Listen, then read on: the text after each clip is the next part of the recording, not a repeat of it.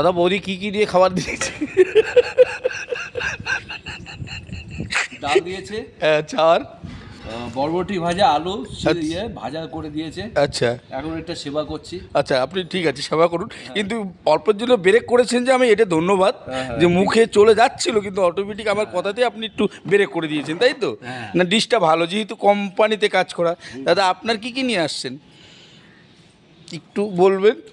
আলু ভাজা, আর ডাল, কচু শাক। কচু শাক, ডাল, আর একটু চটর পটর ভাজা, তাই তো? ঠিক আছে, থ্যাংক ইউ, খুব ভালো। খেয়ে আপনারা খান।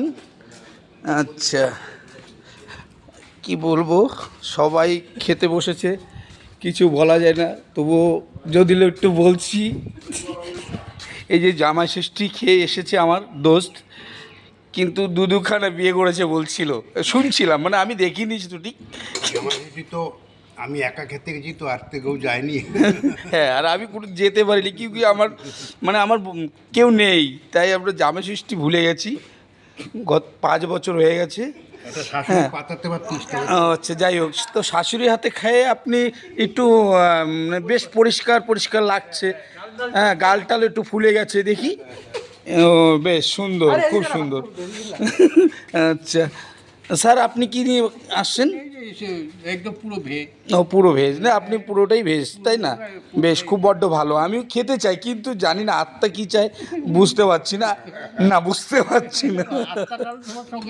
না, বর্তমান নেই। স্যার, আপনি কি নিয়ে আসছেন? সব বেশ। সব ভেজ? আপনিও কি ভেজ খান কি? আচ্ছা, ঠিক, সবাই ভেজ খায়। না না না, আমিও ভেজ খাই। ঠিক আছে, ভালো, বেশ ভালো, সবাই ভালো থাকো, সবাই ভালো খাওয়া দাওয়া করো, একটু রেস্ট করো, ঠিক আছে? আচ্ছা, মনে কিছু নিও না কেউ, ভাই, মনে কিছু নিও না, হ্যাঁ? মনে কিছু নিও না, খাও সবাই।